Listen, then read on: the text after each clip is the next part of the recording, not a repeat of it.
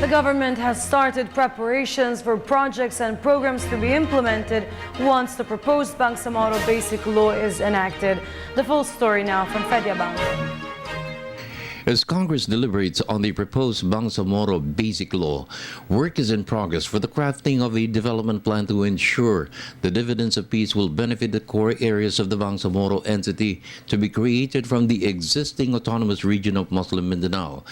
NEDA, in consultations with the Bangsamoro Development Agency and the support of all government agencies, has listed projects and programs to be implemented once the Basic Law is approved in Congress, signed into law by the President, and ratified by the people in the proposed areas of the autonomy in a referendum. The law itself defines it, and the President has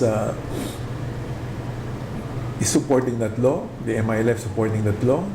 I think majority of those in Congress, both the House and Senate, are supporting that law. So I think the earlier that we can pass that law, the better for the peace process and the better for the country. The stakes are very high for the country, for everyone else. So we have to give the best we could to make that happen. And government, and NEDA in particular, would have to be part of that process. No? So we have been helping the Bangsamoro, the BDA, the Bangsamoro Development Agency in particular, come up with a development plan, Bangsamoro Development Plan, that would guide the investments, policies, and development processes for the short term, meaning up to 2016, the medium term, the next 5 or 6 years after that, and so on. The first stage of the plan will cover the period from 2015 to the end of the President's term in 2016. NEDA Chief Arsenio Balisacan Baird, it will cover the delivery of the most basic services to include education, health, justice, and livelihood programs. These are some of the concerns that led to the Muslim rebellion in the South in the early 70s. While Congress is working on the law, we need to get development going in Bangsamoro areas, and there are things that government agencies can do, and we need to ramp up what they should be doing anyway, with or without this Bangsamoro process. But since we have this Bangsamoro process, the more reason that we now have to ramp up activities there, because our indicators, social and economic indicators, suggest that or show that this region has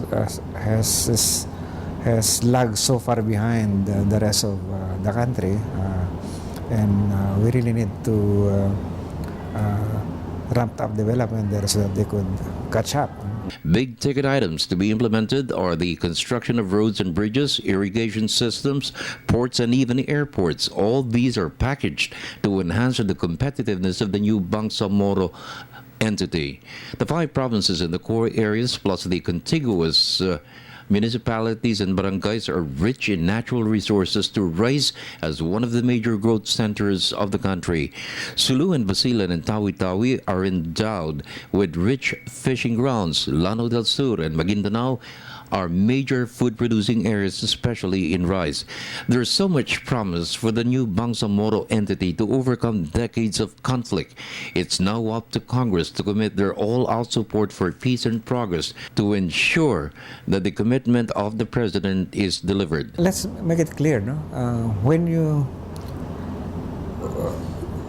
finally win peace in that area of our country, it's not going to be the benefits are not going to be confined in those areas. Of course, economic activities, social development activities will happen, but so will the neighboring areas, the rest of Mindanao, even the rest of the country.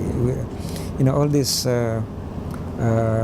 negative sentiments about the region, the Mindanao region as a whole, and even the country as a whole. So the direct and indirect benefits that we could realize from the peace process go far and beyond. If we elect the right president in 2016, you know, I'm sure he will build on what the unprecedented achievements of this administration and move the country to another level of development, and move the economy to another level of growth. So it's important for the reforms and for the inclusive development to continue beyond 2016. For the People's Television Network, this is Freddie Abando reporting.